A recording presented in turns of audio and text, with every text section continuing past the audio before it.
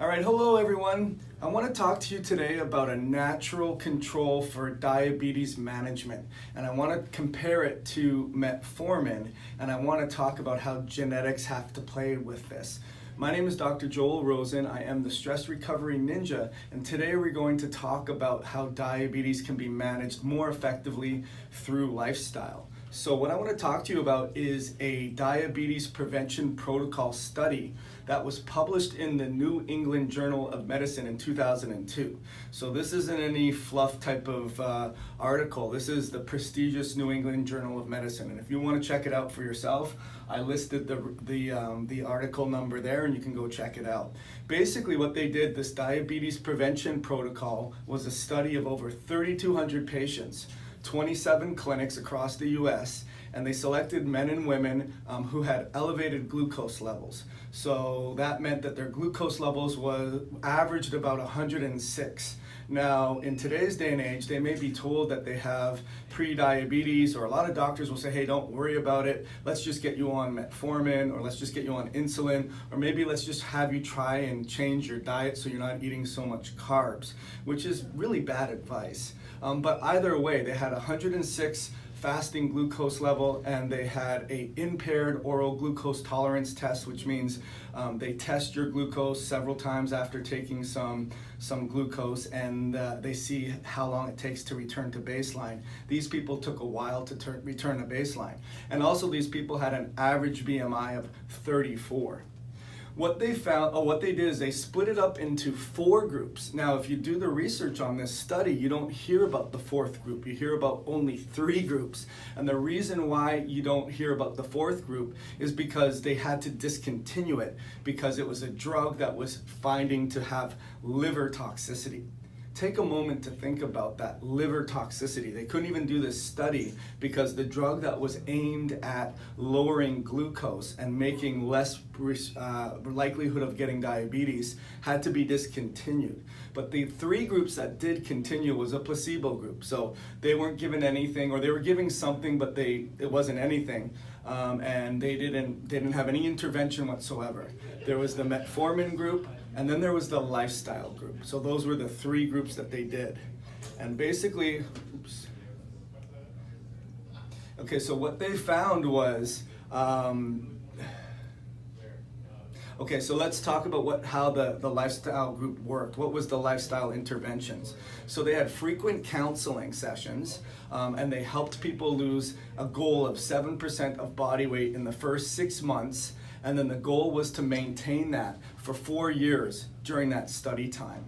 And they also had to attempt at least 150 minutes of moderate activity. And in this case, it was walking. So that's 5 days a week of 30 minutes, something like that. Not too crazy, but definitely requiring some persistency and having some intervention there. And all the patients were followed for 4 years, and they were tracked for key variables like weight, fasting glucose, their A1C, and other parameters. And basically, this is what they found. They found that the placebo group that didn't get any intervention whatsoever had 35% increase, or 35% developed type 2 diabetes. And they went on an average from 106 to 115.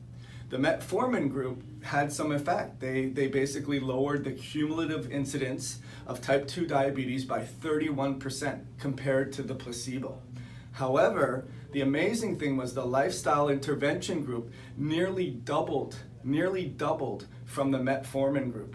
And they also reduced the cumulative incidence of diabetes by 58%.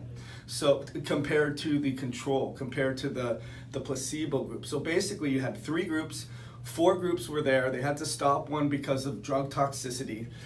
The control group had 35% increase in diabetes, or 35% developed diabetes, and then the metformin group, 31% had a reduction compared to the people in the placebo group, but 58%, almost 2 times the 31% of the metformin group, had no diabetes. So what are some of these conclusions? Well, the lifestyle management group maintained this advantage of reduced incidence of diabetes 10 years after beginning the trial. That's 6 years after the trial because it was a 4-year trial. They maintained it for 10 years. Here's the really interesting thing. This is where I want to talk about nurture versus nature with genetics. So what they did is they also added a couple really neat things in the study. What they found out is there's 34 gene variants that are known to have an increase in risk of diabetes. And given that we look at genetics, I would love to know and do a little further research and find out what were those 34 gene variants. But basically, 34 gene variants are known to increase the risk of diabetes. So what they did is they looked at all the people, 3,200 people, and said, okay, who are at the greatest risk? We'll put them in category 4. Who is at the next greatest risk? Category 3. Who is at the least greatest risk? Category 2. And then the even lower reduced risk, that's category 1. So they ranked them in sort of a cumulative, no risk, some risk, a lot of risk, too much risk. That's what they did. They put them in 4 groups. And what they found as obvious is there was a statistical increase in diabetes for those that were in the greater risk. I mean, that makes sense, right? So they just tested, hey, is group 1 that have a greater risk, are they any more problematic? No, the one that has the greatest risk was. However, what was really interesting was when they got the greatest risk and they compared them to the people that had placebo, Metformin didn't make a difference. So let me repeat that again. Metformin brought the diabetes down by 31%, but when you controlled for risk and you said, hey, you have more risk than someone else because you have these genes, and you take Metformin, it made no change whatsoever. It made no change whatsoever. However, that risk, the higher the risk there was, when you did lifestyle, it was as if you didn't even have an increased risk. So there's 2 take-homes on that. Number 1, intervention trumped medication. Intervention also trumped genetics, because intervention, when you did the intervention and you had the highest susceptibilities with your genes, it didn't make a difference. However, when you take Metformin and you didn't account for the gene risk, it brought it down 31%. But when you had an increased gene risk with the Metformin, it didn't make a difference versus the placebo. Amazing results. So really the conclusions is modest lifestyle changes trump genetic predispositions, and Metformin did not. And so basically lifestyle, what it does is it helps preserve your metabolic reserves, and it helps to prevent the drifting of your glucose steadily higher to ultimately become diabetes. Here's the other conclusion though. No one is talking about this. What's really amazing, it's quite the opposite. When you go to different booths and different seminars, you have the glucophage, which is a derivative of metformin. Those reps are, touting their chest and saying, look at our study here. There's amazing results. We reduced the risk by 31%. However, there's no mention of the 58% reduction of risk when you just did lifestyle and counseling. Also, there was no talk about, hey, with metformin, if you ask them, does this work if I have increased gene risks? No one's asking that question, and no one's answering that question.